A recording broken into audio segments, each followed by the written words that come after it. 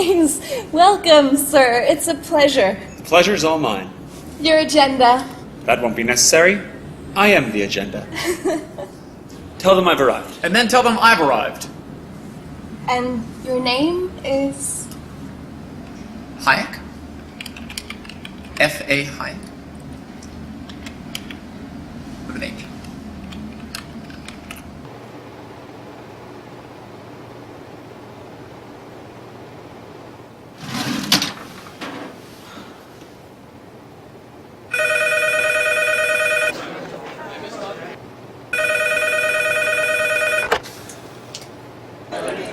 Freddie.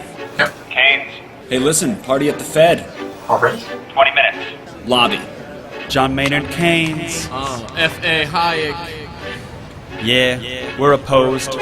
We oppose each other philosophically. In the same studio. We've been going back and forth for a century. I want to steer markets. I want them set free. There's a boom and bust cycle and good reason to fear it. Play low interest rates. Nah, it's the animal spirits. John Maynard Keynes wrote the book on modern macro. The man you need when the economy's off track. Depression, recession, now your question's in session. Have a seat and I'll school you in one simple lesson. Boom, 1929, the big crash. We didn't bounce back, economy's in the trash. Persistent unemployment, the result of sticky wages. Waiting for recovery? That's outrageous. I had a real plan, any fool can understand. The advice real simple, boost aggregate demand. C-I-G, altogether gets to Y. Keep that total growing, watch the economy fly. We've been going back and forth for a century. I want to steer markets. I want them set free. There's a boom and bust cycle and good reason to fear it. Play low interest rates. Nah, it's the animal spirit. You see, it's all about spending. Hear the register cha-ching. Circular flow, the dough is everything. So if that flow is getting low, doesn't matter the reason. We need more government spending. Now it's stimulus season, so forget about saving. Get it straight out of your head. Like I said, in the long run, we're all dead. Savings is destruction, that's the paradox of thrift. Don't keep money in your pocket or that growth will never lift. Because business is driven by the animal spirits, the bull and the bear, and there's reasons to fear its effects on capital investment, income, and growth. That's why the state should fill the gap with stimulus, both the monetary and the fiscal. They're equally correct. Public works, digging ditches, war has the same effect. Even a broken window helps the glass man have some wealth, the multiplier driving higher the economy's health. And if the central bank's interest rate policy tanks, a liquidity trap, that new money stuck in the banks. Deficits could be the cure you've been looking for. Let the spending soar, now that you know the score.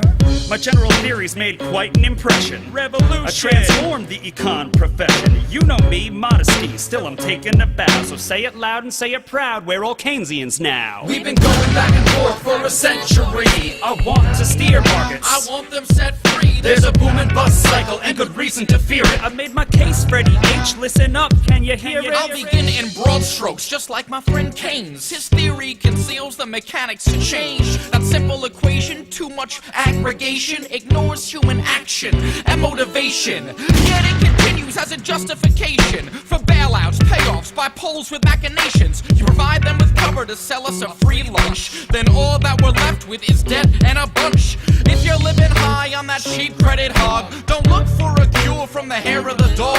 Real savings come first if you want to invest. The market coordinates time with interest.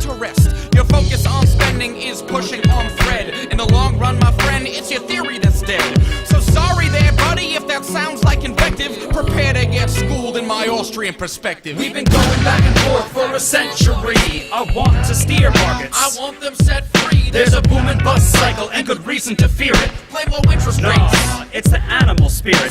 The place you should study isn't the bust, it's the boom that should make you feel leery. That's the thrust of my theory. The capital structure is key. Malinvestments wreck the economy. The boom gets started with an expansion of credit. The Fed sets rates low. Are you starting to get it? That new money is confused for real loanable funds, but it's just inflation that's driving the ones who invest in new projects like housing construction. The boom plants the seeds for its future destruction. The savings aren't real, consumption's up too, and the grasping for resources reveals there's too few. So the boom turns to bust as the interest rates rise. With the cost of production, price signals relies. The boom was a binge, that's a matter of fact. Now it's devalued capital that makes up the slack. With Whether it's the late 20s or 2005, booming bad investments seems like they'd thrive. You must save to invest, don't use the printing press, or a bus will surely follow, an economy depressed. Your so-called stimulus will make things worse. Just more of the same, more incentives perverse. And that credit crunch ain't a liquidity trap, just a broke banking system. I'm done, that's a wrap. We've been going back and forth for a century. I want to steer markets. I want them set free. There's a boom and bust cycle and good reason to fear it. Blame low interest No, rates. it's the animal spirit. The ideas of economists and political philosophers, both when they are right and when they are wrong, are more powerful than is commonly understood. Indeed, the world is ruled by little else. Practical men who believe themselves to be quite exempt from any intellectual influence are usually the slaves of some defunct economist.